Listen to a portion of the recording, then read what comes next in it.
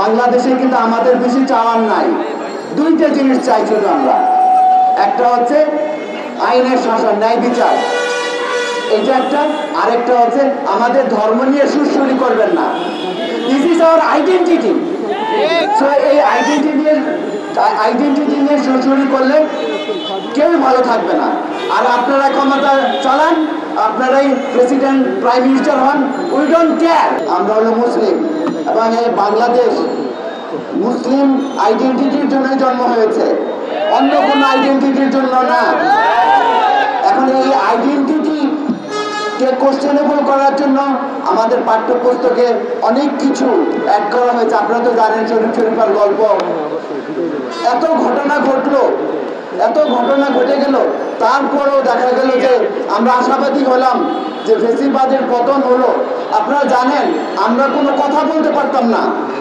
এই সরওয়ার হোসেন জাস্ট কথা বলার জন্য তাকে চাকরিচ্যুত করার মতো অবস্থা করে ফেলেছিল এবং পুলিশের লোকজন তারা পিছিয়ে পিছিয়ে ঘুরত। কেন? আমার দোষ কি? আমি বলেছি যে আমাদের পাঠ্যপুস্তকে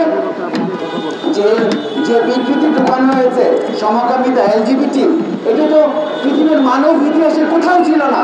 এরকম কি ছিল যে মানব ইতিহাসে যে 2010 সালের আগেও এরকম ছিল না যে একটা ছেলে একটা মেয়ে দাবি করবে, একটা মেয়ে একটা ছেলে দাবি করবে এবং ওকে আইনিভাবে আমাদেরকে গ্রহণ করতে হবে, তাকে সেলিব্রেট করতে হবে।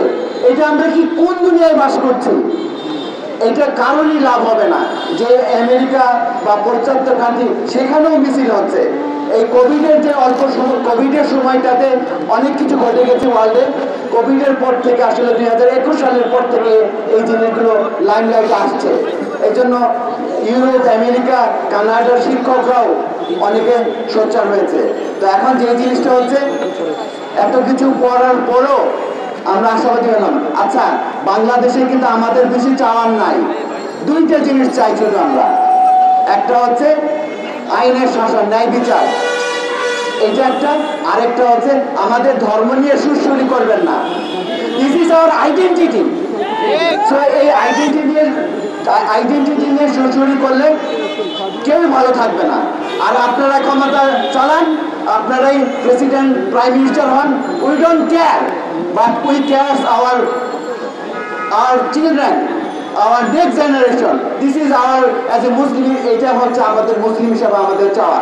সেই জন্য এই যে দুইজনকে ঢুকানো হয়েছে, তারা সরাসরি ট্রান্সজেন্ডারদের পক্ষে লড়েছে।